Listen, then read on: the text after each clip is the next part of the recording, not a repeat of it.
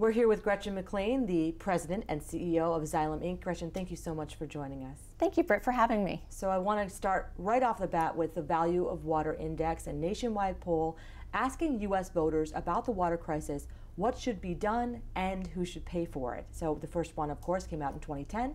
You, of course, had the recent study in 2012. So what is really the difference you're seeing here? People are thinking about water much more than they were in the past. 88% responded saying that our water infrastructure needs to be reformed. That, to me, is a mandate that we need to have this as a national priority. What was also interesting in the report was there's a disconnect. 29%, after a year of a historic drought, believe they won't be impacted by the water infrastructure, though 86% of them saw water contamination or water shortages at certain point of time. You feel more education is needed? Absolutely. It's out of sight, out of mind.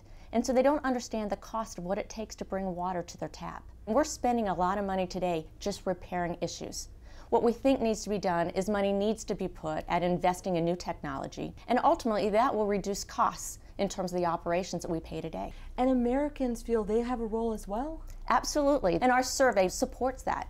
6 out of 10 Americans said they would pay more each month to be able to address the water infrastructure issue.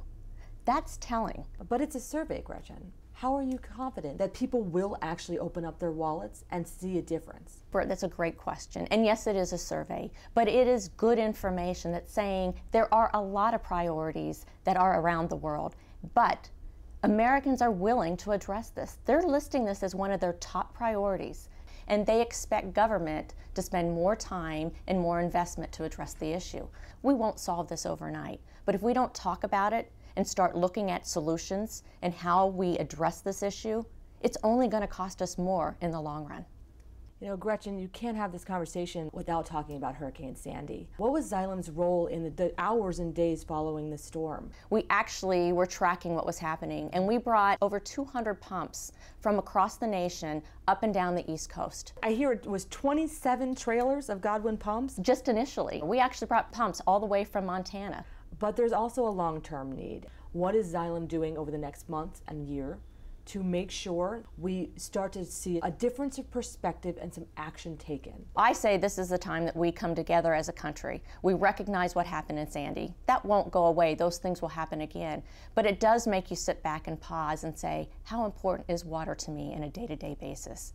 We've got a Congress that's new. We've got a second term for the administration, and we ultimately have the opportunity to bring these issues to address a national priority that the American people are saying is a mandate. So Xylem is using, one, our survey here to educate.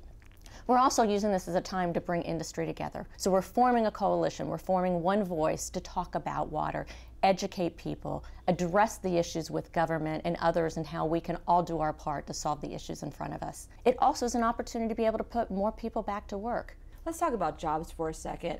Obviously, Xylem stands to gain something from more investment in infrastructure. We're in the business of water, and we have equipment, we have technology, we have expertise that ultimately can help solve this issue. But there's also other areas around water that won't impact us. We don't build pipes. A lot of funding will go into putting a better piping system in. So it's not just about Xylem, it's about working together with government, with businesses, and with each individual doing their part. This is a perfect time.